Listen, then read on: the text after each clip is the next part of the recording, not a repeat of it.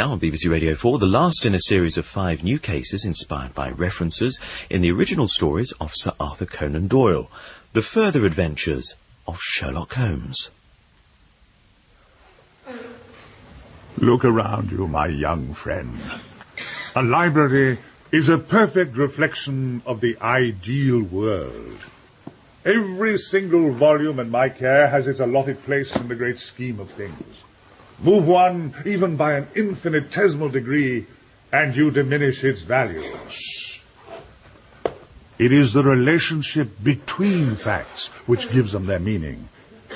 However well concealed, the truth is always there, to be detected.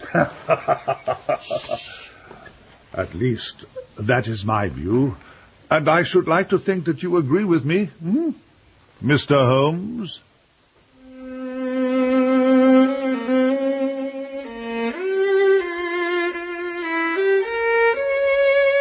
The Saviour of Cripplegate Square by Bert Coules, with Clive Merrison as Sherlock Holmes and Andrew Sachs as Dr. John Watson, and featuring Tom Baker as Collington Smith, Siobhan Redmond as Mrs. Emily Guttridge, David Holt as Tobias Guttridge, and Jasmine Hyde as Jenny Snell. The Saviour of Cripplegate Square.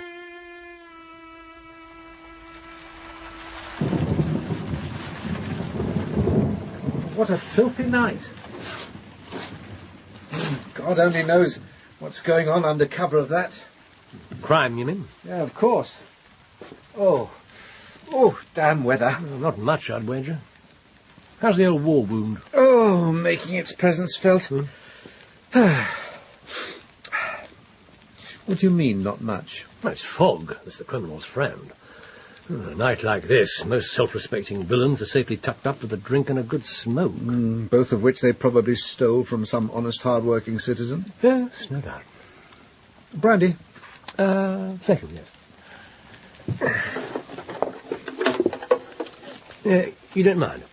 No, of course not. Take my mind off my damn shoulder. Yeah, I'll do my best.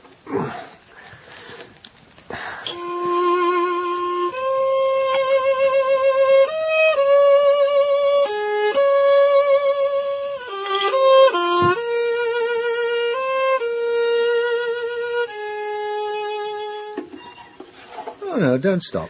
Not too depressing for a cold winter's night. I wouldn't have called it depressing. Plaintive, yes. Plaintive? Yeah, very word. A dying man lies alone, helplessly waiting for the woman he loves. For her sake, he's turned his back on everything. His friends, his country, his hopes for the future. And now he waits for her, and she does not appear. What's it from? Tristan and Isolde, a hymn to love and death. No. He had a pretty bleak view of love, your Wagner. It's a bleak emotion. Oh, come on. Well, the Elizabethans had the right idea. To them, love was a disease. If you caught it, you were doomed. I'll stick to my definitions, thank you. Here. Love is a positive force for good. Love brings out the best in man. Well, I think so. You should have met Tobias and Emily Guttridge. Oh, the devil were they? The Guttridges of Cripplegate Square. Yes, they caught the disease. You mean they were in love? Goes somewhat further than that. One of your cases? Just before you and I met. Is it, a good story? Come on, Watson, if you want to hear it, say so. Of course I want to hear it. A dark tale for a dark night. Very well, Doctor. Keep the brandy to hand, light up a cigar, and let me shatter your illusions about love.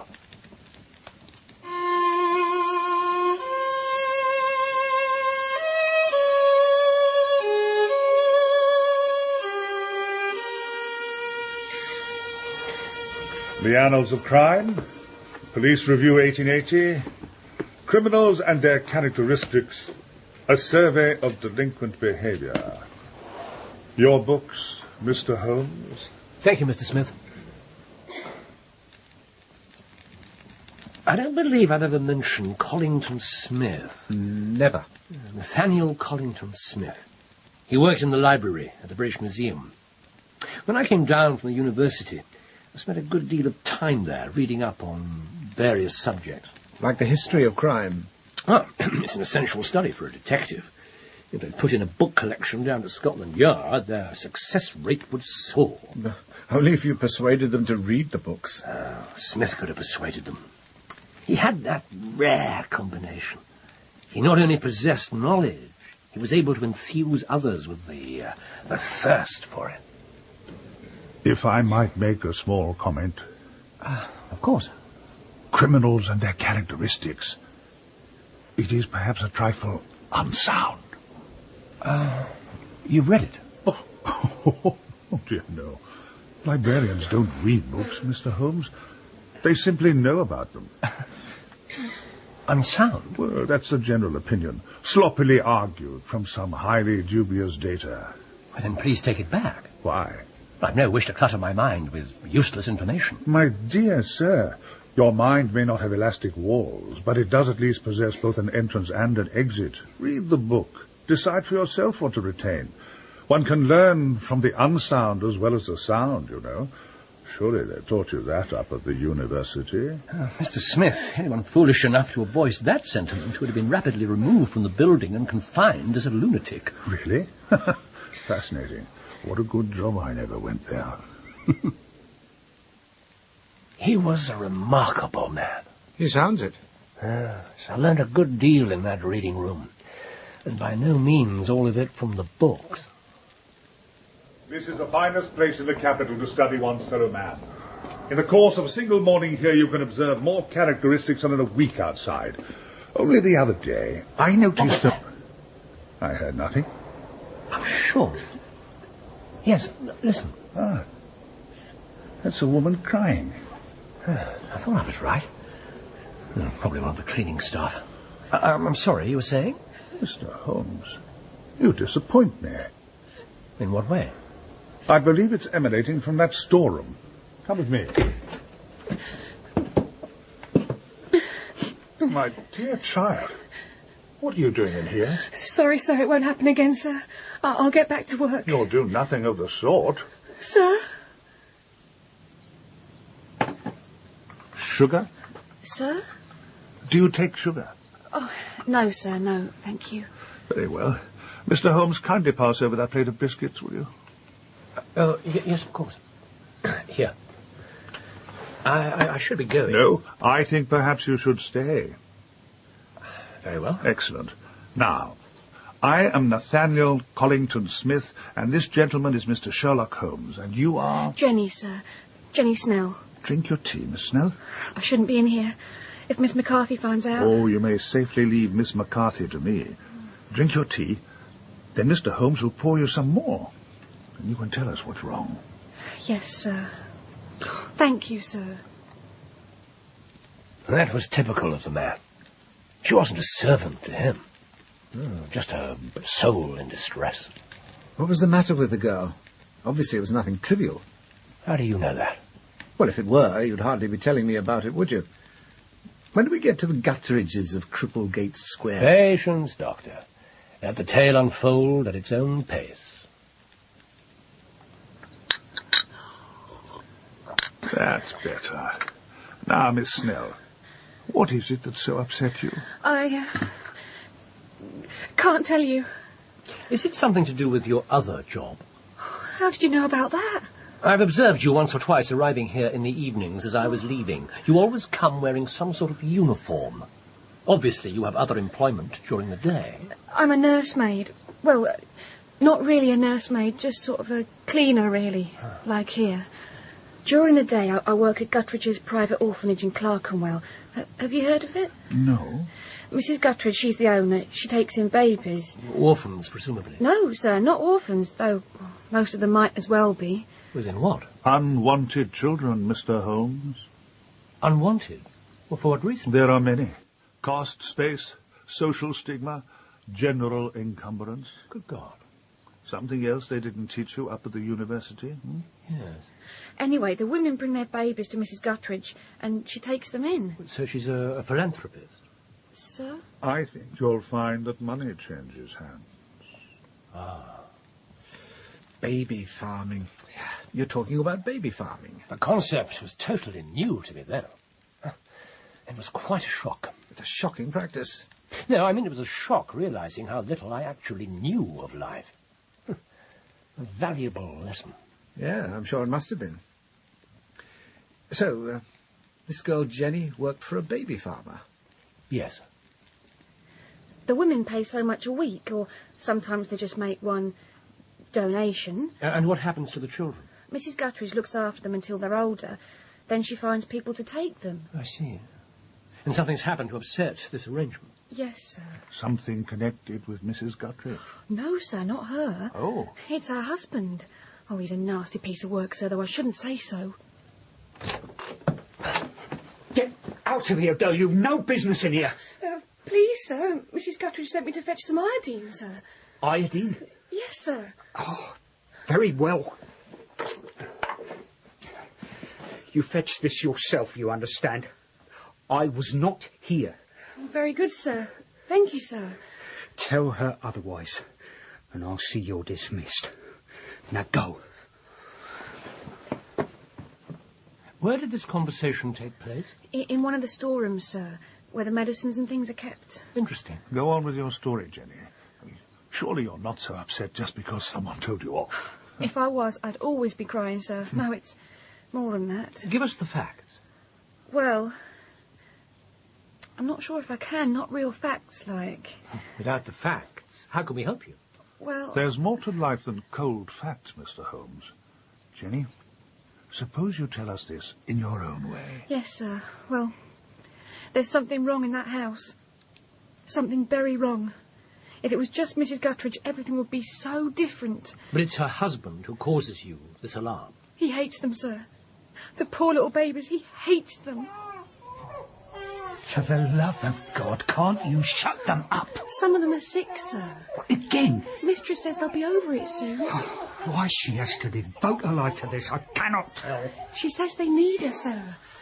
They need her. She was a rare woman. Most of them are only interested in the money. The babies come a very poor second. You speak from experience? Oh, indirectly. These people are supposed to be registered. Local doctors carry out regular checks. Oh, the stories I've heard. Oh. Well, perhaps this one will be different. I hope it is. There. That's good. That's nice. He'll have nothing to moan about now, will he, the old misery? Feeling better now, are you? Are you? Oh, no. No. Oh, please, no. How many of them were dead? 3. There are 3 who've been sick. And, sir, this was the day after I saw Mr. Guttridge messing about with the medicines. The very next day. As God's in his heaven, sirs, I think he killed them. It wouldn't be the first time, I'm afraid. Did the Guttridges have the babies insured? As usual, you cut straight to the heart of the matter. Yes, they did. Oh, was there a doctor's report? Mrs. Guttridge did everything by the letter of the law. The doctor was sent for straight away. And? No obvious cause of death. It may not have been the most rigorous examination. Those East End practices are desperately overworked. Some of the doctors there are not above taking money to turn a blind eye. That is a disgusting suggestion. Which you know full well to be true. Every barrel has its rotten apples, Watson. There will always be so. Oh, yes, I'm afraid you're right. I take it you investigated this Guttridge man, then? Was it your first murder case? Actually, I was reluctant to get involved. You must go to the police. The police? I can't. Don't you know what happens to servants who criticise their masters, sir? I'll be out on my ear and no character. Then what would happen to me? You have your job here? 4 hours' work at 5p a night. Could you live on that? No, he couldn't. I understand your problem, my dear. There's something else, sir. Something I haven't said. And what is that? She's afraid that Guttridge knows of her suspicion. That's it, sir. He knows I saw him doing it, whatever it was, with the medicines. When was this? 5 days ago. Have you been into work there since? Every day. I'd get the elbow otherwise. You are a very brave young woman. Brave? Not me, sir. I've been terrified, I can tell you straight. Has Mr. Guttridge said anything to you or done anything suspicious? No. But I've kept away from him best I could. Very sensible of you. My young friend here will look into the matter. Oh, sir. Smith? I'm ever so grateful, sir. I had to tell someone. I'm glad it was you. Another fine night. Why did you say that to the girl? Oh, my dear Mr. Holmes, surely you found her story interesting. Well, of course. The girl is observant, intelligent. Their suspicions are probably correct. And she appears to have great faith in your ability to help her, which I share. Oh, thank you. The fact remains, I don't see what on earth I can do. You can stir yourself out from behind your books and look into the real world for a change. What sort of a detective turns his back on a possible murder case? I can hardly march up to this woman's establishment and tell her I'm investigating 3 suspicious deaths. Of course you can't. But there are other ways. Put that brain of yours to use.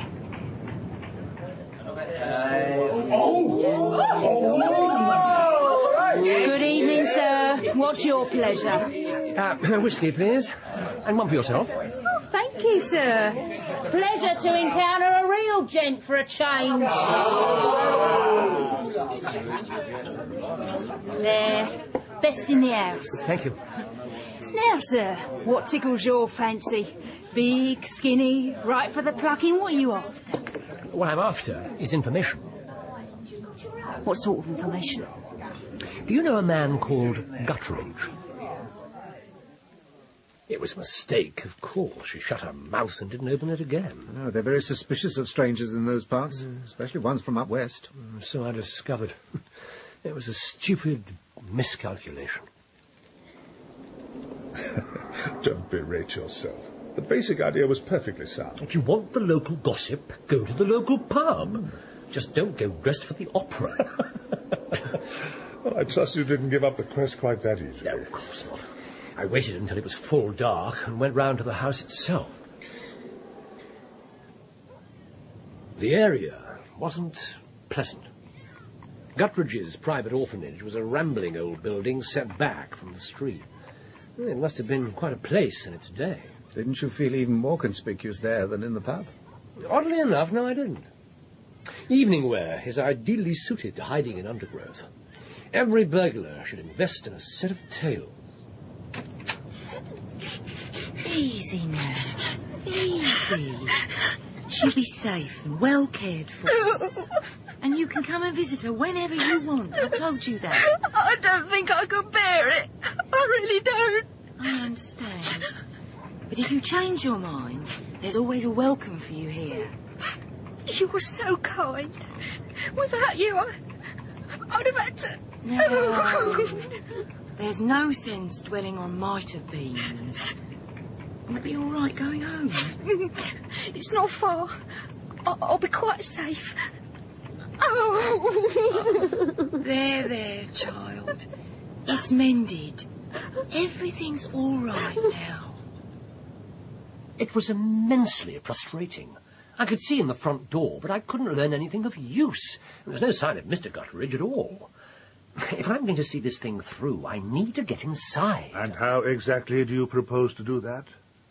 I don't know yet. If I might make a small suggestion. Well, please do. This could be an ideal opportunity to put some of that expensive university experience to good use. Applied chemistry? That wasn't what I had in mind, no.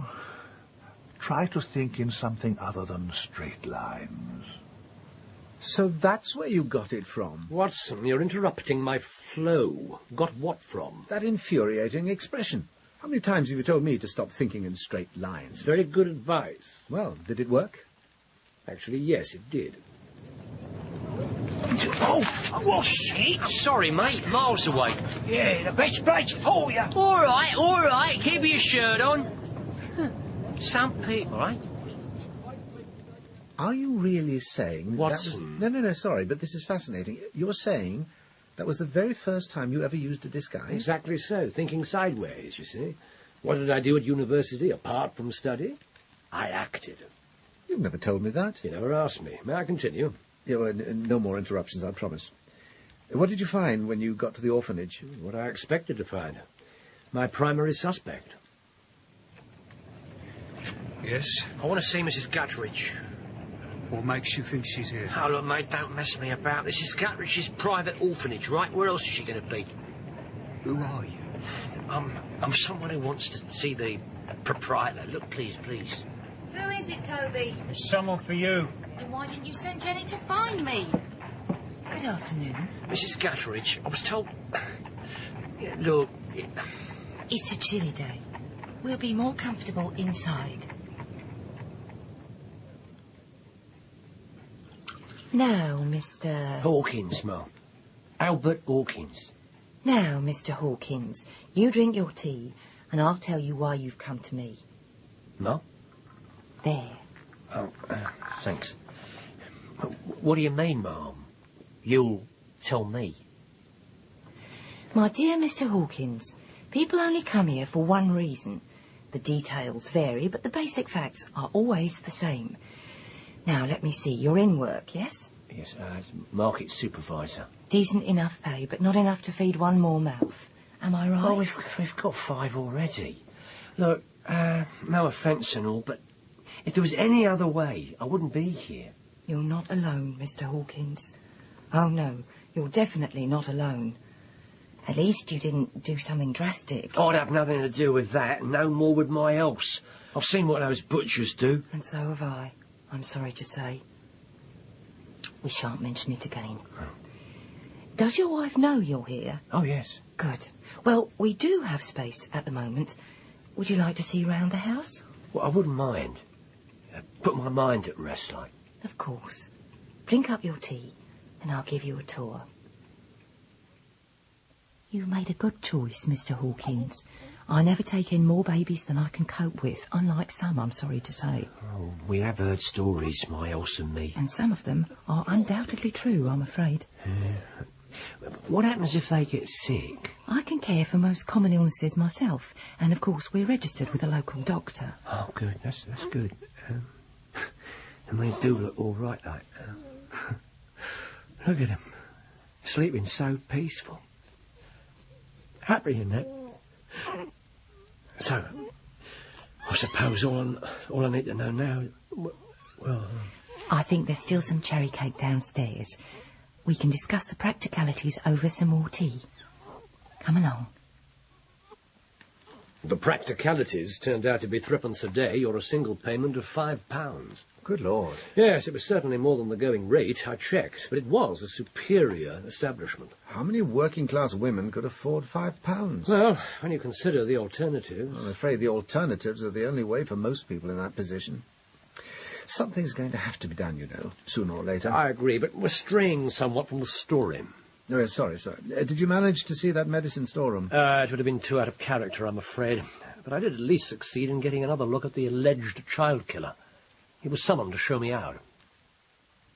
Your wife's a wonderful woman, Mr. Guttridge. So I'm constantly being told. Oh, you must be proud of her. There are perhaps nobler ways to make a living. Oh, I can't think of any. She's a real godsend, she is. Do you say so? I do, sir. God bless her, and you too. Good day to you, Mr. Hawkins. Good day. There's a definite undercurrent of... I'm not sure. Hate, possibly? Weariness, distaste? But I'm not prepared to brand him as a murderer on the strength of it. I'm pleased to hear it. I have to know what's in that medicine store. And how do you propose to find out? Well, I've thought of 2 separate ways. Neither of them is ideal. One is positively illegal. And the other? No! I can't! Jenny! I suppose he captures me. I'll make sure he's out of the way. But I wouldn't know what to look for. I'll give you a list. A list? Oh, sir, What good's a list to me? You can't read. Nor write. No, sir, I can't. Thank God for it. Holmes, what the devil were you thinking of? Collington Smith used exactly those words. Good for him. To put that child into danger. I had a perfectly foolproof diversion worked out. Oh, did you? As I said, it was a long time ago. I wouldn't do it now. No, unless there was no other way. The point is academic. I fall back on my second plan of attack. The illegal one. Quite.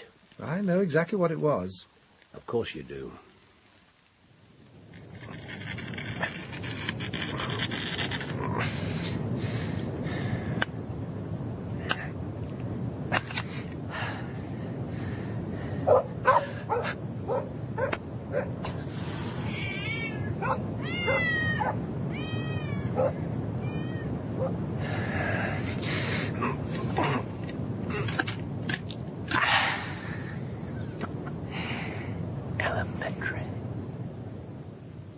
Mr. Holmes, I cannot condone such blatant criminal activity.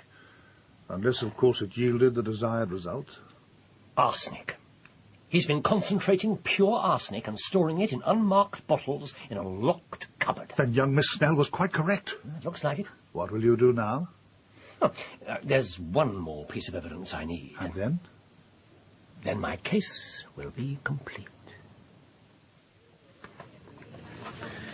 A detective?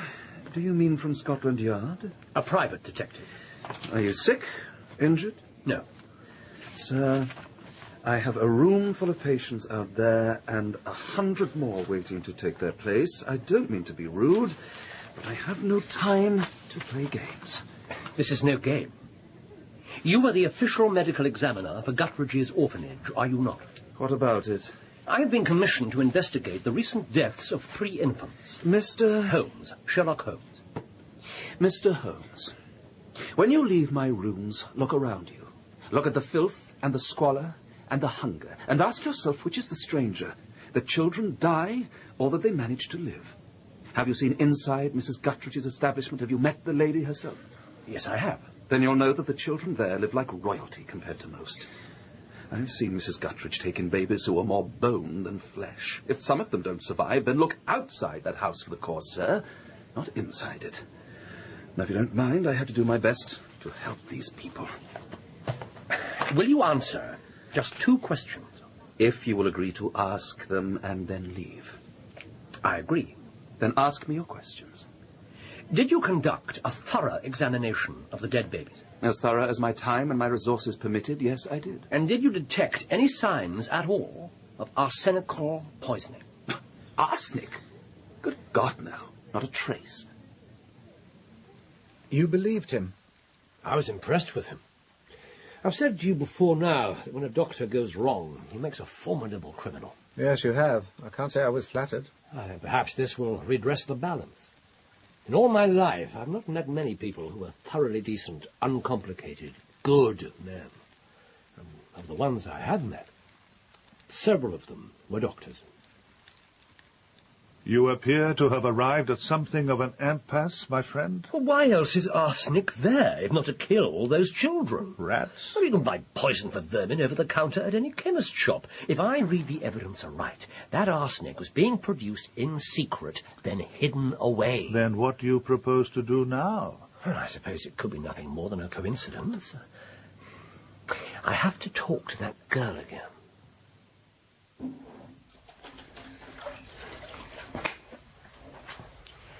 Jenny. Oh. Sorry, I didn't mean to start. Oh, it's not you, sir, it's me. I'm just frightened at any little noise now. You're not going to ask me to spy on him again, are you? No. And I'm sorry about asking you before. It was wrong. Please forgive me. Forgive you? Forgive? My dear Miss Snell, please stop crying. Sorry, sir. I'm really... What's wrong? Nothing's wrong. It's just... Well, people like me don't get apologised to, that's all. Then you do forgive me? Oh, of course I do, sir. He was only trying to help me after all. Thank you. So, what do you want this time? I want to ask you this. When you surprised Mr. Guttridge with the medicines, can you remember what he was doing? Exactly what he was doing? Well, It might help if you tell me what he was working with. Do you remember? I'm not sure. Well, recall the scene. Mrs. Guttridge asked you to get some iodine. That's right. So you had to stop what you were doing. What was that? I was washing the sheets. I just put the clean ones on the beds and I was washing the old Very ones. good, very good. So you had to stop washing the sheets and you went to the medicine store. Was the door open or shut? Shut. It was shut. Excellent, excellent. You pushed open the door and you saw Mr. Guttridge. Was he facing you? No, he had his back to the door. That's right, he was bending over the table. He turned round and he had fly papers. He was holding fly papers. Fly papers? Made by impregnating a strip of paper with a weak solution of... arsenic. Yes. Soak the paper in water, boil the solution dry, and what's left is pure concentrated poison. Pretty damning. Conclusive. There you are. Oh, not too fast now. Good. When you've finished here, Jenny, collect up the bottles and leave them to soak. Yes, Mum. I'll be in the scullery if you need me. Mum. Oh, yes, you like that, don't you? Of course you do. That's the way. You girl, Oh, sir. stop that and come with me. I want to talk to you. Get in. Get in there. No! No! Quiet, girl. Go in, I say. Stop it. Listen to me. I want to know exactly what you saw in here the other day. You understand? Exactly. I'm afraid I have some disturbing news. Oh? What news? I've been speaking to the cleaning supervisor. Jenny Snell hasn't come into work for the past 4 nights. Oh, God. No, it didn't look good. What did you do? I trusted that my disguise really had taken them in and went round to Guttridge's orphanage as myself. Quite a risk. It had to be done. Good afternoon. My name is Sherlock Holmes. I'm here to inquire about Miss Jennifer Snell. Then you'd better come in. What happened? I was presented with this. Here. But surely... Exactly. A fatal error. But what did it mean? Had he killed her, too? The girl had been silenced. I'm afraid I could see no other explanation. What did you do? To be honest, I wasn't sure what to do. I want to ask your advice. My advice? My dear sir, I'm just a tired old librarian, too rapidly approaching an unwilling retirement. What can you possibly wish to ask me? If I should go to the police with what I know, or confront the murderer myself? What was Smith's advice? To do neither. Neither? Why on earth not? For a very good reason, which I'd completely overlooked. You're too eager to show off your cleverness. A calculating criminal has made a slip, and Sherlock Holmes has detected it, am I correct? Well, yes, I suppose you are. But if I'm right, and the girl has been done away with... Then justice must be done, of course. But it seems to me, Mr. Holmes, that you're proposing to confront your villain with only half a case. You may have solved this new crime, but what of the old one? The dead babies. He was quite right, of course. I had nothing to link the 3 dead infants with the secret store of arsenic. No evidence whatsoever of foul play. What did you do? Something you've seen me do many times. I just sat and smoked and thought, and eventually I saw the truth. And then I knew exactly what course I should take. Mr. Holmes, I fail to see how I can help you further. I've given you Jenny's home address. I suggest you contact her at her father's. I doubt if I should find her there. What do you mean by that? But I'm not here solely about Miss Snell. I'm investigating the recent deaths of 3 babies in your care, Mrs. Guttridge. Those children died of natural causes, God rest their souls. I have the doctor's certificates. I'm well aware of that. Then what is there to investigate? A very great deal. For instance, I know that your medicine store contains a hidden supply of concentrated arsenic. What? And I know that the arsenic was used to kill those infants.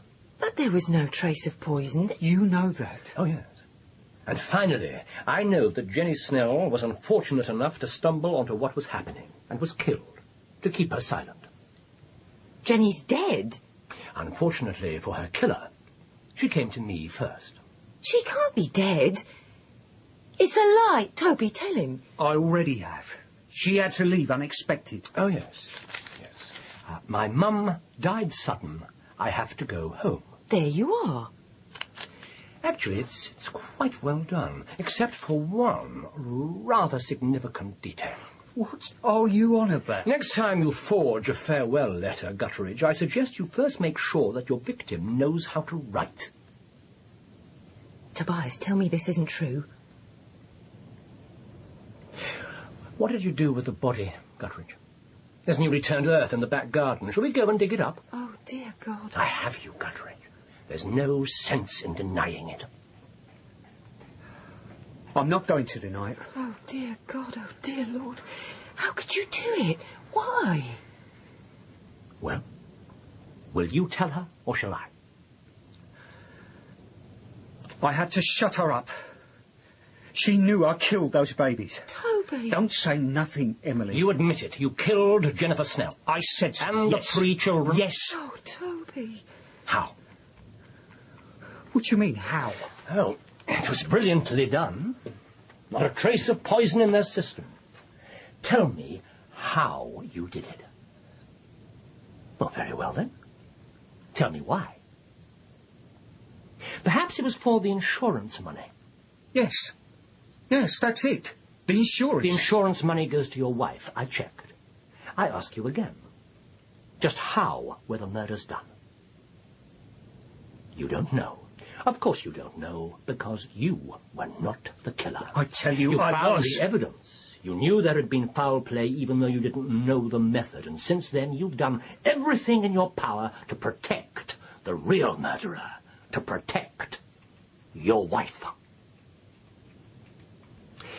Only she handles the children. Only she supervises their food and their medicines. And only she stands to benefit from their deaths. No! I've had enough of this. Please remain exactly where you are. Thank you. Now, since one of you can't explain and the other won't, permit me. It's been done on adults before now, but never on children. So I congratulate you on a totally original crime. You start with the smallest of amounts, almost infinitesimal, I suppose, on an infant. Then you build up the dose, a fraction of a grain by a fraction of a grain, day by day, until you have a child hopelessly addicted to arsenic. Keep administering the drug, and the child lives. Withhold it, and the result is death, and not a trace of anything harmful to be detected. Clever and diabolical. You've got no proof. I have abundant proof. It's here in this house. You'll find no arsenic here. Of course I won't. You destroyed it all, just as you destroyed that innocent young girl, and for the same reason, a perverted desire to protect your wife. Toby, my dear. Don't say anything, Emily. You're right. He's got no proof. Tell him, Mrs. Guttridge. What? Tell me what? Tell him the rest. Tell him that 3 wasn't going to be enough. What? Tell him that every single one of the babies in this house is already a drug addict, waiting to be casually snuffed out the next time you felt the whim or the need for power or some ready cash. Tell him. You are so wrong. I don't think so.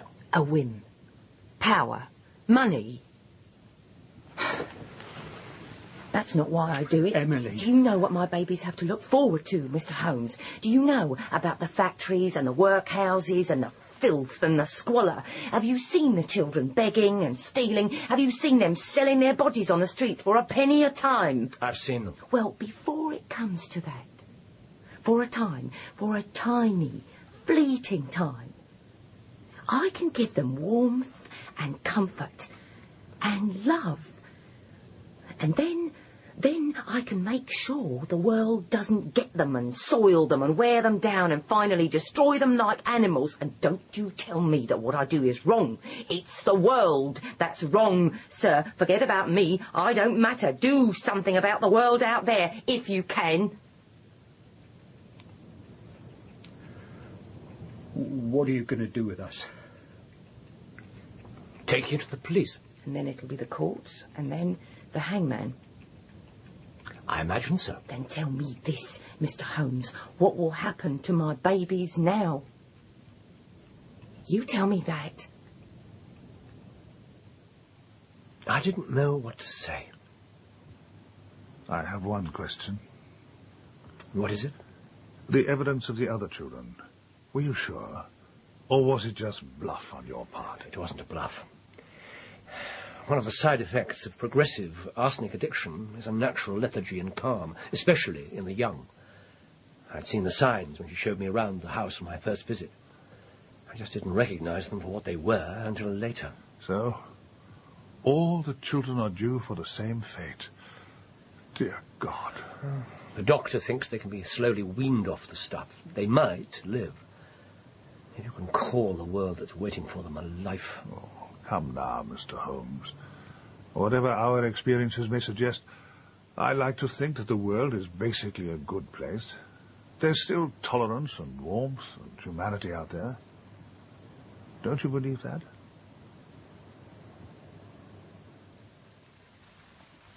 I'd very much like to meet that man. I'm afraid that's not possible. He died last year. Oh. I'm sorry. Thank you. Why didn't the doctor recognize the symptoms in the other children? I dare say I was a lot more familiar with the signs of poisoning than he was. Besides, he had no reason to look for them. He saw clean sheets and good care and was grateful for it. So, that was your story about love? It was.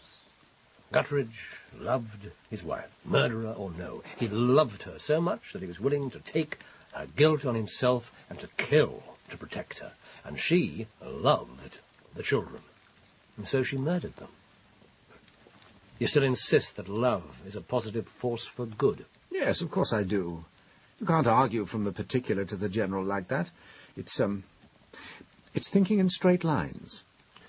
Touché, Doctor. A palpable hit. What a sordid business.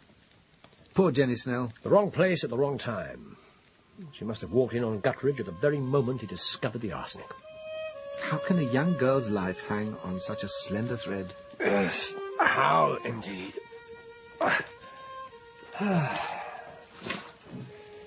Was Smith right, do you think? Is the world basically a good place? I believe so. Don't you? I wish I could, my friend. I wish I could. I think the rain stopped. Yes, it has.